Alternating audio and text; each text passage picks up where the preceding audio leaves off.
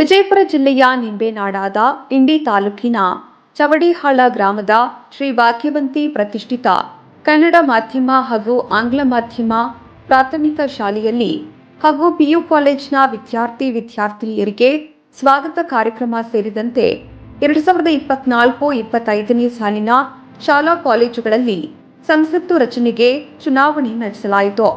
ಇದೇ ಸಂದರ್ಭದಲ್ಲಿ ಶಾಂತಪ್ಪ ದಶವಂತ, ಸಂಸ್ಥಾಪಕ ಅಧ್ಯಕ್ಷರು, ಭಾಗ್ಯವಂತಿ ವಿದ್ಯಾವರ್ಧಕ ಸಂಘ ಚವಡಿಹಾಳ, ಪ್ರಿನ್ಸಿಪಲ್ ಚಂದ್ರಶೇಖರ ದಶವಂತ, ಪ್ರಕಾಶ ಹಲಸಂಗಿ, ಬಸವರಾಜ ರೊಡಗಿ ಸೇರಿದಂತೆ ಭಾಗ್ಯವಂತಿ ಶಿಕ್ಷಣ ಸಂಸ್ಥೆ ಹಿರಿಯ ಕಿರಿಯ ಶಿಕ್ಷಕಿಯರು ಭಾಗವಹಿಸಿದ್ದರು.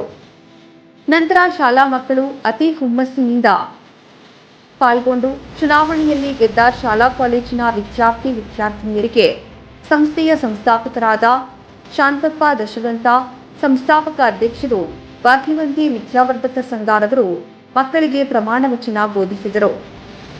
ನಮ್ಮ ನಿಂಬೇನಾಡು ನ್ಯೂಸ್ ಎಂಟರ್ಟೈನ್ಮೆಂಟ್ ಚಾನೆಲ್ಗೆ ಲೈಕ್ ಮಾಡಿ, ಸಬ್ಸ್ಕ್ರೈಬ್ ಮಾಡಿ.